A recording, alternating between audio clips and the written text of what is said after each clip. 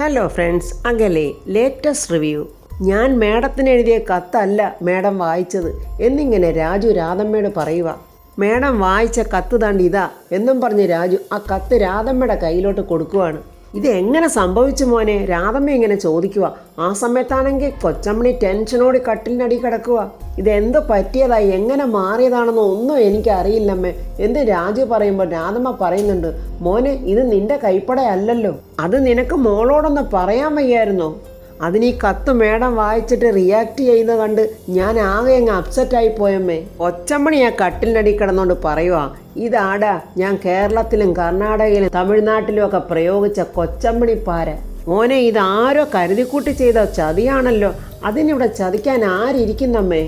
അളിയനാണെങ്കിൽ ഇപ്പോൾ ഇവിടെ ഇല്ല, അല്ലെങ്കിൽ തന്നെ അളിയൻ ഇപ്പോൾ എന്നോട് നല്ല സ്നേഹത്തിലാണ്. പിന്നീടാണെങ്കിൽ ഇവിടെ ഉള്ളത് ആ കൊച്ചമ്മണിക്കള്ളിയാണല്ലോടാ മോനെ. അതിനവർക്ക് ഇങ്ങനെയുള്ള ചതികളൊക്കെ ചെയ്യാൻ പറ്റുമോ അമ്മേ? അവർ വല്ല തറവേലകളൊക്കെ ചെയ്യുമെന്നല്ലാതെ ഇങ്ങനെയൊക്കെ ചെയ്യാൻ പറ്റുമെന്ന് തോന്നുന്നില്ല. മോനൊരു കാര്യം ചെയ്തേ, ആ റിയ എന്നുള്ള പേരുള്ള നമ്പറിലോട്ട് മോനൊന്ന് വിളിച്ചേ. ദൈവമേ ഇപ്പൊ ബെല്ല് വരും, ഇപ്പൊ ഇവരെല്ലാവരോടും എന്നെ പിടിച്ച് കൊല്ലും എന്നിങ്ങനെ കൊച്ചമ്മണി മനസ്സിൽ ടെൻഷനോടെ പറയുവാണ്. ദൈവമേ ഇത് ഓഫാകുന്നില്ലല്ലോ, അമ്മയും മോനും കൂടെ എന്നെ ചവിട്ടി താഴ്ത്തുവല്ലോ. അങ്ങനെ കൊച്ചമ്മണി എങ്ങനെയൊക്കെയോ ഫോൺ അങ്ങ് സ്വിച്ച് ഓഫ് ആക്കുന്നുണ്ട്. രാജുവാണെങ്കിൽ റിയ എന്ന പേരുള്ള ആ നമ്പറിലോട്ട് ഫോൺ ചെയ്യുമ്പോൾ സ്വിച്ച് ഓഫ് ആണെന്നാണ് പറയുന്നത്. വിളിച്ചിട്ട് സ്വിച്ച് ഓഫ് ആണല്ലോ അമ്മേ. അത് കേട്ടിട്ട് രാധമ്മ ഇങ്ങനെ ടെൻഷനോടെ ആലോചിച്ച് നിൽക്കുക. ഈ സമയത്ത് അംബികയാണെങ്കിൽ പ്രതാപനോട് പറയുക, പ്രതാപന് നല്ല ക്ഷീണമുണ്ട്, ഒരു ഡോക്ടറെ കാണണം പ്രതാപ എന്നിങ്ങനെ പറയുമ്പോൾ ശേഖരൻ പറയുന്നുണ്ട്, റെസ്റ്റ് ഇല്ലാത്ത പണിയല്ലേ, അതുകൊണ്ടൊക്കെ ആയിരിക്കും ചേച്ചി, ഫുൾ ചെക്കപ്പ് നടത്തുന്നത് എന്തുകൊണ്ട് നല്ലതായിരിക്കും എന്നിങ്ങനെ അംബിക പറയുക. അത് കേട്ട ഉടൻ ദീപക് പറയുക, അങ്ങനെയാണെങ്കിൽ നമ്മുടെ തൊട്ടടുത്തൊരു ഫിസിഷ്യൻ വന്നിട്ടുണ്ട്, ഒരു ലേഡി ഡോക്ടർ സുമറാണി, അവരുടെ അടുത്ത് പോയാൽ മതി. അതെന്താടാ അവരുടെ അടുത്ത് തന്നെ പോകണമെന്ന് നിന്റെ ഒരു അഡ്വൈസ് എന്നിങ്ങനെ പ്രതാപൻ ചോദിക്കുന്നു. ഇനി നീയും ആ ഡോക്ടറും തമ്മിൽ എന്തെങ്കിലും ബന്ധമുണ്ടോ? എടാ ചോദിച്ചത് കാര്യമായിട്ടാടാ, ഉണ്ടെങ്കിൽ പറയടാ, അവർ കല്യാണം കഴിച്ചിട്ടില്ലെങ്കിൽ നമുക്ക് നോക്കാം എന്നിങ്ങനെ ശേഖരൻ പറയുമ്പോൾ അംബിക പറയാ, കളിയാക്കിയൊന്നും വേണ്ട. ശേഖരൻ പറയുക, എന്നാലും ആ ദിവ്യയും കുഞ്ഞിനെ ഇവൻ കൊണ്ടുപോയി കളഞ്ഞു, ഇനിയിപ്പോൾ അത് കേസാവും. അത് കേട്ടിട്ട് പ്രതാപൻ ചോദിക്കുക, അവരെ എവിടെ കൊണ്ടുപോയി ആടാ താഴ്ത്തിയത്? ഈ സമയത്ത് വേണുവേട്ടനും ഹൃതികയും കൂടെ അങ്ങോട്ട് വരുന്നുണ്ട്. വേണ്ട മോള് വന്നല്ലോ, വേണുവേട്ടനും ഉണ്ടല്ലോ എന്നിങ്ങനെ അവരെ കണ്ടുകൊണ്ട് ശേഖരൻ പറയുന്നുണ്ട്. വർമ്മ സാറേ, ശേഖരൻ സാറേ നമസ്കാരം എന്ന് പറഞ്ഞുകൊണ്ടാണ് വേണു വരുന്നത്. വേണുവേട്ട ഇരിക്ക്, അല്ല നിങ്ങൾ രണ്ടുപേരും കൂടെ വല്ല ആവശ്യത്തിന് വന്നതാണോ എന്നിങ്ങനെ പ്രതാപൻ വേണുവേട്ടനോട് ചോദിക്കുക. അതോ നിങ്ങൾ ഇങ്ങോട്ട് തന്നെ വന്നതാണോ? ആ സമയത്ത് മോളേന്ന് വിളിച്ച് സന്തോഷത്തോടെ വന്ന് ഹൃതികയുടെ കൈക്ക് പിടിക്കുവാണ് യാമിനി. മോൾക്ക് പെട്ടെന്ന് ഇങ്ങോട്ട് വരണമെന്ന് പറഞ്ഞു, രാജുവും പുറത്തുപോയി, അതുകൊണ്ടാ മോളെ ഞാൻ ഇങ്ങോട്ട് കൊണ്ടുവന്നേ. വേണുവേട്ടൻ അങ്ങനെ പറഞ്ഞത് വിശ്വസിക്കാനാകാതെ സംശയത്തോടി അംബികയും മോൻ ദീപക്കൂടി ഇങ്ങനെ നോക്കുന്നുണ്ട് വേണുവേട്ടൻ. എനിക്ക് പെട്ടെന്ന് ചെറിയമ്മയെ കാണണമെന്ന് തോന്നുന്നു, അതുകൊണ്ടാച്ചാ ഞാൻ അങ്കിളിനെയും കൂട്ടി ഇങ്ങോട്ട് പോകുന്നത് എന്നിങ്ങനെ ഹൃതിക പറയുന്നു. അത് കൊള്ളാമല്ലോ, ഒരു ചെറിയമ്മ പ്രേമം എന്നിങ്ങനെ അംബിക പറയുന്നു. അത് കേട്ടിട്ട് ശേഖരൻ പറയുക, മോൾക്ക് ചെറിയമ്മയെ കാണണമെന്ന് തോന്നുമ്പോൾ കാണാനുള്ള അവകാശമില്ലേ? അതുപോലെ സ്നേഹിച്ച് വളർത്തിയതല്ലേ യാമിനി, അപ്പോഴാ സെന്റിമെന്റ്സ് എന്തായാലും കാണാതിരിക്കില്ല എന്നിങ്ങനെ പ്രതാപനും പറയുന്നുണ്ട്. മോളിങ്ങോട്ട് വന്നേ എന്നും പറഞ്ഞ് ഹൃതികയും ചേർത്ത് പിടിച്ചുകൊണ്ട് അകത്തോട്ട് പോവുകയാണ് യാമിനി. എന്തൊക്കെയുണ്ട് വേണുവേട്ട വിശേഷം എന്ന് പ്രതാപൻ വേണുവേട്ടനോട് ചോദിക്കുന്നുണ്ട്. എല്ലാം നന്നായിട്ടിരിക്കുന്നു എന്നിങ്ങനെ വേണുവേട്ടനും പറയുന്നുണ്ട്. ഇതൊക്കെ കണ്ടിട്ട് എന്തൊക്കെ സംശയം തോന്നിയിട്ട് അംബിക ഇങ്ങനെ മനസ്സിൽ പറയുക, മുണ്ടക്കലമ്മ എന്തോ പണി പറ്റിച്ചിട്ടുണ്ട്, അത് അന്തിമയങ്ങിയ നേരത്തെ ഈ സമയത്തുള്ളൊരു വരവ്. അംബികയുടെ ആ നോട്ടം കണ്ടിട്ട് വേണുവേട്ടൻ പറയുന്നുണ്ട്, ഈ ഏടാകുടം പിടിച്ച പെണ്ണുമ്പിള്ള എന്നെയും നോക്കുന്നുണ്ടല്ലോ, ഇവർക്ക് എന്തോ സംശയമുണ്ടല്ലോ. സരസ്വതി മേഡം ഇവിടെ ഇല്ലേ ശേഖരൻ സാറേ എന്നിങ്ങനെ ചോദിക്കുമ്പോൾ, ഇല്ല വേണുവേട്ട, അമ്മ മൂകാംബികയിൽ ഭജനയിരിക്കാൻ പോയിരിക്കുക, ഈ 3-4 ദിവസം കഴിഞ്ഞിട്ടേ വരത്തുള്ളൂ. ഈ സമയം രാധമ്മയും രാജു ഇങ്ങനെ വല്ലാത്ത ടെൻഷനിൽ നിൽക്കുക. നമ്മളിനി എന്ത് ചെയ്യും മോനെ? ആ കുട്ടിയാണെങ്കിൽ വല്ലാതെ തെറ്റിദ്ധരിച്ചാണല്ലോ പോയിരിക്കുന്നത്. അല്ല ഹൃതിക മോളെ കുറ്റം പറഞ്ഞിട്ട് കാര്യമില്ല, ആരായാലും തെറ്റിദ്ധരിച്ചു പോകും. അമ്മാതിരി ചെയ്തല്ലേ ഈ ചെയ്തിരിക്കുന്നത്, ഒന്ന് ഷെയർ ചെയ്യാൻ പോലും ആരുമില്ല. ഈ സമയത്ത് പ്രിയ ആണെങ്കിൽ ശ്രീമോളുടെ അടുത്ത് പോയിരിക്കുവാണല്ലോ. അങ്ങനെയാണെങ്കിൽ അമ്മേ നമുക്ക് പ്രിയ ചേച്ചിയെ തിരിച്ചു വിളിച്ചാലോ? അത് വേണ്ട മോനെ, ഇപ്പൊ ശബരിമല സീസൺ ആയതുകൊണ്ടേ ഹരീഷിന് തിരക്ക് കൂടുതലാ, അതുകൊണ്ടാണ് പ്രിയ ഇപ്പൊ അവിടെ പോയി നിൽക്കുന്നത്. പ്രിയ ഇപ്പൊ തിരിച്ചു വിളിച്ചാലേ ശ്രീമോൾ ഒറ്റയ്ക്കാകത്തില്ലേ? ഈ സമയത്ത് ശ്രീമോളുടെ അടുത്ത് ആരെങ്കിലും വേണ്ടേ? എടാ മോനെ, ആ ജയനെ അംബികയുടെ പിയല്ലേ, ഇനി ആ സ്ത്രീ പറഞ്ഞിട്ട് അവനെങ്ങാനും ചെയ്തതാണോ? ഏയ് അങ്ങനെയൊന്നും ഇല്ലമ്മേ, ഇപ്പോഴത്തെ സിറ്റുവേഷനിലെ അളിയൻ അങ്ങനെയൊന്നും എന്നോട് ചെയ്യാൻ യാതൊരു വഴിയില്ല. അങ്ങനെ അങ്ങ് തീർത്ത് വിശ്വസിക്കണ്ട മോനെ, മോൻ എന്തായാലും അവനെ ഒന്ന് വിളിച്ചു നോക്ക്. ഏയ് എനിക്ക് ഒരു മൂടുമില്ലമ്മേ, അമ്മ തന്നെ അങ്ങ് വിളിച്ചു നോക്ക്. ഈ സമയത്ത് ജയനാണെങ്കിൽ മദ്യപിച്ച് 4 കാലേ വരുന്ന പോലുള്ള വരവാണ്. ഇതെന്താ കുടിച്ചതിനകത്ത് മായമോ? കുടിച്ചു കഴിഞ്ഞാൽ കൂടെ കൊണ്ട് തലക്കടിച്ച പോലുള്ള വരണ്ടതല്ലേ? മൊത്തത്തിൽ ആകെ ഒരു മങ്ങലാണല്ലോ. ഇതെന്താ നിലാവിലും മായമോ?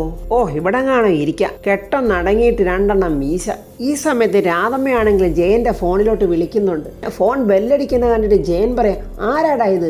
ആർക്കാടാ ഇത്ര വലിയ അത്യാവശ്യം? അയ്യോ, എൻ്റെ അമ്മായിയമ്മയാണല്ലോ. എൻ്റെ അമ്മയെങ്ങാണമായിരുന്നെങ്കിൽ ഈ മൂടിൽ 2 ചീത്ത വിളിക്കായിരുന്നു. ഇതിപ്പം നല്ലവളായ എൻ്റെ അമ്മായിയമ്മയല്ലേ.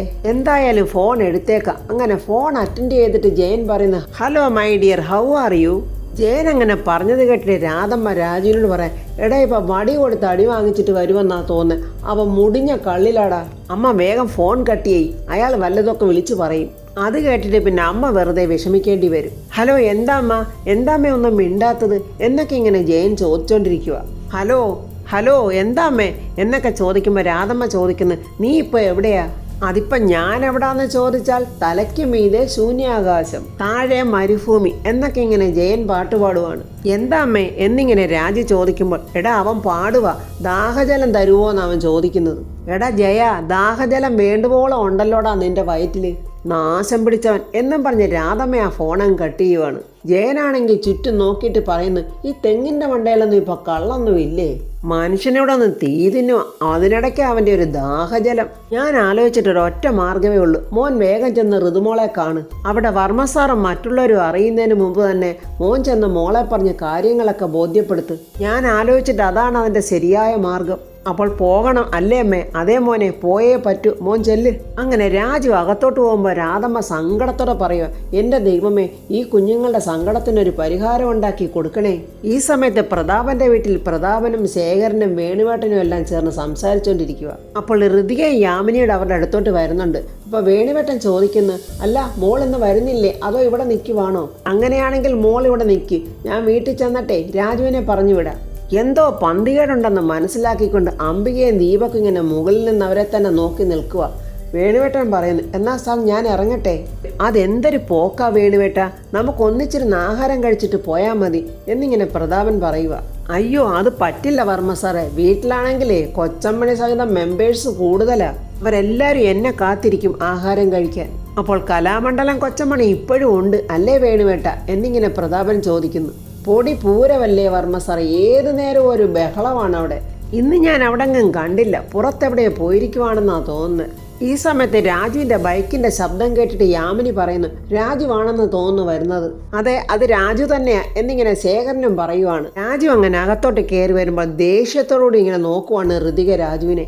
എന്നാ പിന്നെ 2 പേരും കൂടി ഇവിടെ നിൽക്ക്, നാളെ അങ്ങോട്ട് വന്നാൽ മതി എന്നിങ്ങനെ വേണുവേട്ടൻ പറഞ്ഞിട്ട് ഇറങ്ങാൻ നോക്കുവാണ്. അപ്പോൾ വേണുവേട്ടൻ ഭക്ഷണം കഴിക്കാതെ പോവുകയാണോ എന്നിങ്ങനെ ശേഖരൻ ചോദിക്കുമ്പോൾ വേണുവേട്ടൻ പറയുന്നു, അത്താഴത്തിന് മുമ്പ് എനിക്ക് ചില ചിട്ടവട്ടങ്ങളുണ്ട്, അത്താഴം കഴിഞ്ഞുകൊണ്ട് ചില ചിട്ടവട്ടങ്ങൾ. എന്നാൽ ശരി സാറേ, ഞാൻ ഇറങ്ങട്ടെ എന്നിങ്ങനെ പറയുമ്പോൾ പ്രതാപൻ പറയുന്നു, എങ്ങനെ വേണുവേട്ടൻ പോകുന്നത്? ഞാൻ കാറിൽ കൊണ്ടുവന്നാക്കാം. അയ്യോ അത് വേണ്ട, ഞാൻ പൊയ്ക്കോളാം എന്നും പറഞ്ഞ് വേണുവേട്ടൻ അവിടുന്ന് പോവുകയാണ്. ഈ സമയം രാജുവാണെങ്കിൽ ഋതികയെ നോക്കുന്നുണ്ട്. ഋതികയാണെങ്കിൽ ദേഷ്യത്തോട് തന്നെ രാജുവിനെ നോക്കുവാണ്. ആ മുണ്ടയ്ക്കലമ്മ അവിടെ ഇല്ലെന്ന് പറയുന്നു, പക്ഷെ അവരത് എവിടെ പോയി എന്നിങ്ങനെ അംബിക ആലോചിക്കുക. കൊച്ചമ്മണിയാണെങ്കിൽ ഇപ്പോഴും ആ കട്ടിലിനടിയിൽ തന്നെ കിടക്കുക. കൊച്ചമ്മണി അവിടെ കിടന്നുകൊണ്ട് മനസ്സിൽ പറയാ, ദൈവമേ, ഞാൻ കുഴിച്ച കുഴിയിൽ ഞാൻ തന്നെ വീഴുവോ? ഞാനിവിടെ കിടക്കുന്ന കണ്ടിട്ടാണെന്ന് തോന്നുന്നു, ഉള്ള കീടങ്ങളെല്ലാം എൻ്റെ ചുറ്റും കൂടിയിട്ടുണ്ട്. വളരെ ലോഹ്യത്തിലാണല്ലോ ഇതുങ്ങളുടെ വരവ്. കൊതുകുണ്ട്, ഉറുമ്പുണ്ട്, പാറ്റയുണ്ട്, പല്ലിയുണ്ട്, പഴുതാരയുണ്ടോ? ദൈവമേ, ചൊറിയുന്നുണ്ടല്ലോ എൻ്റെ ദേഹമൊക്കെ.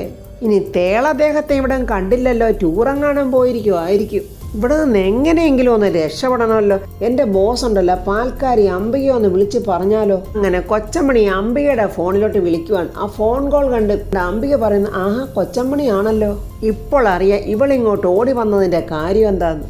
അങ്ങനെ അംബിക ഫോൺ അറ്റൻഡ് ചെയ്തിട്ട് മുണ്ടയ്ക്കലമ്മേ എന്നിങ്ങനെ വിളിക്കുമ്പോൾ കൊച്ചമ്മണി പറയുക, അംബികയ്ക്ക് ഇപ്പം കേൾക്കാനൊരു ഗുഡ് ന്യൂസ് ഞാൻ അങ്ങോട്ട് പറയാം. ഞാൻ ആദ്യം അത് പറഞ്ഞിട്ട് എനിക്കുള്ള ഒരു സങ്കട വാർത്തയും ഞാൻ പറയാം. ഒന്ന് വേഗം പറയും എൻ്റെ മുണ്ടയ്ക്കലമ്മേ എന്ന് പറയുമ്പോൾ കൊച്ചമ്മണി പറയുക, ആ രാജുവിൻ്റെയും കൃതിയുടെയും കല്യാണ ജീവിതം ഉണ്ടല്ലോ, അത് ഞാനങ്ങ് അലങ്കോലമാക്കിയിട്ടുണ്ട്. അത് കേട്ട് സന്തോഷത്തോടെ അംബിക പറയാം, വെരി ഗുഡ്. അതാ മുണ്ടയ്ക്കലമ്മേ, അവളിപ്പോൾ ഇവിടെ വന്നിട്ടുണ്ട്. കണ്ടപ്പോഴേ എനിക്ക് എന്തോ പന്തികേട് തോന്നി. 2 പേരെ ഞാൻ 2 വഴിക്കാക്കിയിട്ടുണ്ട് അംബികയെ. ഇനി അവളുണ്ടല്ലോ കൃതിക, താലിമാല ഊരി അവൻ്റെ കയ്യിൽ കൊടുക്കുന്നതോടെ ഈ കഥയുടെ കർട്ടൻ അങ്ങ് വീഴും. അയ്യോ എൻ്റെ മുണ്ടയ്ക്കലമ്മേ, എങ്ങനെയാ അവരെ പിരിച്ചത്? എൻ്റെ മുണ്ടയ്ക്കലമ്മ നടത്തിയ ആ പുണ്യപ്രവൃത്തി എങ്ങനെയാണെന്നൊന്ന് വിശദീകരിക്കാവോ? ഞാനാണെങ്കിലേ ഇവിടെ ശ്വാസം മുട്ടിക്കിടക്കോ, എങ്കിലും ഞാൻ കാര്യങ്ങളൊക്കെ ഒന്ന് വിശദീകരിക്കാം. അങ്ങനെ അവിടെ നടന്ന കാര്യങ്ങളൊക്കെ വിശദമായിട്ട് തന്നെ കൊച്ചമ്മണി അങ്ങനെ അമ്പികയോട് പറയുവാണ്. അത് കേട്ട് ആഹ്ലാദിച്ചിട്ട് അംബിക പറയുക, വെരി ഗുഡ് മുണ്ടയ്ക്കലമ്മേ, കൺഗ്രാജുലേഷൻസ്. പക്ഷേ എൻ്റെ അംബികയെ, ഈ പണിയൊക്കെ ഒപ്പിച്ച ഞാനുണ്ടല്ലോ ഇപ്പോഴും ഈ കട്ടിലിനടി എട്ടുകാലി കുടുങ്ങിയതുപോലെ കുടുങ്ങി കിടക്കുക. എന്നെ ആരും പിടിക്കപ്പെടാതെ എന്നെ ഒന്ന് രക്ഷിക്കണോ അംബികയെ? ഇവിടാണെങ്കിൽ ഇപ്പോഴേ എൻ്റെ മോനും മരുമോളും ഇല്ലാത്തത് കൊണ്ടാണ് ഞാൻ ഇവിടെ തന്നെ കിടക്കുന്നത്. അവരെങ്ങാണോ ഇവിടെങ്ങാണോ ഉണ്ടായിരുന്നെങ്കിലേ ഇതിനകം തന്നെ അവരെന്നെ ഇവിടുന്ന് പൊക്കിയാനെ. മുണ്ടയ്ക്കലമ്മ പേടിക്കണ്ട, ആരാലും പിടിക്കപ്പെടാതെ മുണ്ടയ്ക്കലമ്മ ഞാൻ അവിടുന്ന് രക്ഷിച്ചോളാം എന്നിങ്ങനെ അംബിക പറയുന്നുണ്ട്. മുണ്ടയ്ക്കലമ്മേന്ന് ധൈര്യമായിട്ട് കുറച്ചു നേരം കൊണ്ട് അവിടെ നിന്ന് കിടക്ക്. വേണ്ട, വിശന്നിട്ട് എനിക്ക് ഭ്രാന്ത് പിടിക്കുക. അത് കേട്ടിട്ട് അംബിക പറഞ്ഞു കൊടുക്കുക, ഒരു 5 സ്റ്റാർ ഹോട്ടലിൽ കയറി ചിക്കനും മട്ടനും ഒക്കെ കടിച്ചു പറിക്കുന്ന പോലെ അങ്ങോട്ട് ഭാവനയിൽ കണ്ട് മുണ്ടയ്ക്കലമ്മ അവിടെ അങ്ങോട്ട് കിടന്നോ. ഒട്ടും വൈകാതെ തന്നെ ഞാൻ അമ്മയെ അവിടെ നിന്ന് രക്ഷിച്ചിരിക്കും. ശരി അംബികെ എന്നും പറഞ്ഞ് അവർ ഫോൺ കട്ട് ചെയ്യുവാണ്. ഞാൻ എങ്ങനെ ഇവിടെ കണ്ട ചിക്കനും മട്ടനും ഒക്കെ കടിച്ചു പറിച്ച് തിന്നുന്നത്? അംബിക പറഞ്ഞത് കേട്ടോ. അപ്പോൾ അംബിക മനസ്സിൽ പറയുക, ഞാൻ എങ്ങനെ അവരെ അവിടെ നിന്ന് രക്ഷപ്പെടുത്തും എന്നിങ്ങനെ ആലോചിച്ചുകൊണ്ട് നിൽക്കുവാണ് അംബിക. ഋതികയാണെങ്കിൽ ആകെ സങ്കടത്തോടെ എന്തോ ഇങ്ങനെ ആലോചിച്ചുകൊണ്ട് നിൽക്കുന്ന കണ്ടുകൊണ്ട് യാമിനി അടുത്ത് വന്ന് ചോദിക്കുന്നത്, എന്താ മോളെ, മോക്ക് എന്തു പറ്റി? ഒന്നുമില്ല ചെറിയമ്മേ എന്നിങ്ങനെ ഋതിക പറയുമ്പോൾ, ഒന്നുമില്ലാതെ പിന്നെ എന്താ മോടെ മുഖം ഇങ്ങനെ വല്ലാതിരിക്കുന്നേ? നീ ചെറിയമ്മയെ കാണാനാണെന്നും പറഞ്ഞാൽ ഇങ്ങോട്ട് ഓടി വന്ന്. അപ്പോൾ എന്തോ പറയാനുണ്ടെന്ന് എനിക്ക് തോന്നി. എൻ്റെ മോൾക്ക് എന്താ പറയാനുള്ളത് എന്നിങ്ങനെ ചോദിച്ചോണ്ട് നിൽക്കുമ്പോൾ ശേഖരൻ അങ്ങോട്ട് വന്ന് ചോദിക്കുക, ഏട്ടനെ വിളിച്ചില്ലേ യാമിനി? ഏട്ടൻ വരും. രാജു അവിടെ ഇങ്ങനെ നിൽക്കുന്ന കണ്ടോട്ട് ശേഖരൻ ചോദിക്കുക, ഇവനെന്താ പുറമ്പോക്കൽ താമസിക്കുന്ന പോലെ യാതൊരു ബന്ധമില്ലാത്ത പോലെ ഇങ്ങനെ നിൽക്കുന്നത്? ആഹാരം കഴിക്കാൻ വാ രാജു എന്നിങ്ങനെ പറയുമ്പോൾ രാജു ഋതികയെ നോക്കുവാണ്. അപ്പോൾ ഋതികയാണെങ്കിൽ രാജുവിനെ ശ്രദ്ധിക്കാത്ത രീതിയിൽ ഇങ്ങനെ നിൽക്കുവാണ്. ഈ സമയത്ത് അംബികയും മോനും കൂടെ സംസാരിക്കുക. അംബിക പറയുക, ഞാൻ പറഞ്ഞിട്ട് കിളവി കൊടുത്ത പണിയുണ്ടല്ലോ, അസാധ്യമായ ഒരു കാര്യമാണ്. രാജുവും ഋതിയെ ഉടനെ തന്നെ അടിച്ച് പിരിയും. അത് കേട്ടിട്ട് ദീപക്ക് പറയാ, ആ കിളവി ഒരു മായമില്ലാത്ത സൈനൈഡാണല്ലോ. അങ്ങനെ ഭക്ഷണം കഴിക്കാനായിട്ട് ശേഖരനും രാജുവും ഒക്കെ കൊണ്ട് ഇരിക്കുവാണ്. യാമിനി അവർക്കൊക്കെ ഭക്ഷണം വിളമ്പി കൊടുത്തോണ്ടും ഇരിക്കുക. ഈ സമയം ദീപക്കും അംബികയും കൂടെ അങ്ങോട്ട് വന്നിരിക്കുവാണ്. രാജുവാണെങ്കിൽ ആകെ മനസ്സിലിങ്ങനെ വിഷമിച്ച് പേടിച്ചിരിക്കുക. ദൈവമേ, വീട്ടിൽ നടന്ന സംഭവം കാണാൻ ഋതികമ്മയുടെ ഇവിടെങ്ങാനും പറയുമോ? അംബിക ഇങ്ങനെ രാജുവിനെ ഋതികയെ നോക്കിയിട്ട് മനസ്സിൽ പറയുക, കാമുകൻ്റെ മുഖം മൂവാണ്ടം മാങ്ങ പഴുത്ത പോലെ ഇരിക്കുന്നുണ്ടല്ലോ. കാമുകിയുടെ മോന്തയ്ക്കാണെങ്കിൽ തേനീച്ച കുത്തിയ പോലെ ഇരിക്കുന്നു. ഈ സമയത്താണെങ്കിൽ ഭക്ഷണം കഴിക്കാനായിട്ട് പ്രതാപൻ അങ്ങോട്ട് വന്നിരിക്കുവാണ്. ഋതികയെ നോക്കിയിട്ട് പ്രതാപൻ ചോദിക്കുന്നു, എന്താ നീ ഇരിക്കുന്നില്ലേ? പെട്ടെന്ന് തന്നെ ഋതിക രാജുവിൻ്റെ അടുത്തായിട്ട് വന്ന് ഇരിക്കുന്നുണ്ട്. രാജുവാണെങ്കിൽ ഋതികയെ ഇങ്ങനെ ശ്രദ്ധിക്കുക. ഋതികയെ ഇങ്ങനെ മുഖമീർപ്പിച്ച് തന്നെ ഇരിക്കുക. പ്രതാപൻ അത് കണ്ടിട്ട് ചോദിക്കുന്നു, എന്ത് പറ്റി നിനക്ക്? അതുകൂടെ കേട്ട് കഴിഞ്ഞപ്പോൾ ടെൻഷനോട് രാജു ഇങ്ങനെ മനസ്സിൽ പറയുക, ഈശ്വര, വർമ്മ സാറിനോട് മേഡം എല്ലാം പറയുമോ? ഇനി ഭാര്യയും ഭർത്താവും തമ്മിൽ സൗന്ദര്യപ്പിണക്കത്തിൽ മറ്റോ ആണോ എന്നിങ്ങനെ പ്രതാപൻ ചോദിക്കുന്നുണ്ട്. അത് കേട്ടിട്ട് ശേഖരൻ ഉടനെ പറയുക, ഈ സൗന്ദര്യപ്പിണക്കം എന്ന് വെച്ചാലേ അത് ഈ ഫാമിലി ലൈഫിൽ വളരെ നല്ലതാണ്. ആ പിണക്കം അങ്ങോട്ട് കഴിഞ്ഞാലേ പിന്നെ ഇരട്ടി സ്നേഹമായിരിക്കും. ഓ, അവൻ്റെ ഒരു ഓഞ്ഞ തമാശ എന്നിങ്ങനെ അംബിക മനസ്സിൽ പറയുക. ഇവിടെ നടന്നതൊക്കെ ഒന്ന് തുറന്ന് പറഞ്ഞില്ലെങ്കിൽ കാര്യങ്ങളൊക്കെ ഒന്ന് കൊഴുത്തേനെ. ഋതികയാണെങ്കിൽ അങ്ങനെ മനസ്സിൽ പറയുക, നടന്ന കാര്യങ്ങളൊക്കെ അച്ഛനോടങ്ങോട്ട് തുറന്ന് പറഞ്ഞാലോ? എല്ലാ കാര്യങ്ങളും ഇനി അച്ഛനോട് തുറന്ന് പറയണം എന്നിങ്ങനെ ഋതിക ആലോചിച്ചുകൊണ്ടിരിക്കുവാണ്. അപ്പോൾ ഫ്രണ്ട്സ്, ഋതിക പ്രതാപനോട് പറയുമോ? ഇല്ല. ഋതിക പ്രതാപനോട് പറയുന്നതിന് മുമ്പ് തന്നെ രാജു ഋതികയോടുണ്ടായ കാര്യങ്ങളൊക്കെ തുറന്നു പറയും. അങ്ങനെ ഋതികയുടെ മനസ്സിലെ സംശയങ്ങളൊക്കെ മാറി അവർ നല്ല സന്തോഷത്തോടും സ്നേഹത്തോടും ജീവിക്കുന്ന റിവ്യൂമായി നമുക്ക് നാളെ കാണാം. എൻ്റെ ഈ റിവ്യൂ ഇഷ്ടപ്പെട്ടാൽ ലൈക്കും കമൻസും, സബ്സ്ക്രൈബ് ചെയ്യാത്തവർ സബ്സ്ക്രൈബ് ചെയ്യണേ.